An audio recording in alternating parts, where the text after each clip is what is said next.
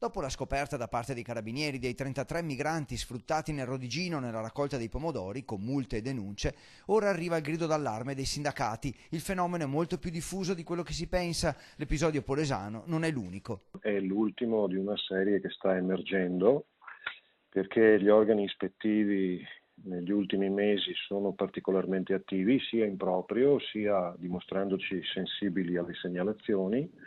Il fenomeno dello sfruttamento del caporalato in agricoltura c'è. C'è una legge, la 199, va attuata, repressione ma soprattutto prevenzione da attuare. Esiste un tavolo regionale che cura collocamento e trasporto evitando il caporalato. I lavoratori vanno trovati nei luoghi irregolari e non devono essere i caporali che li raccolgono per strada facendogli pagare anche il trasporto.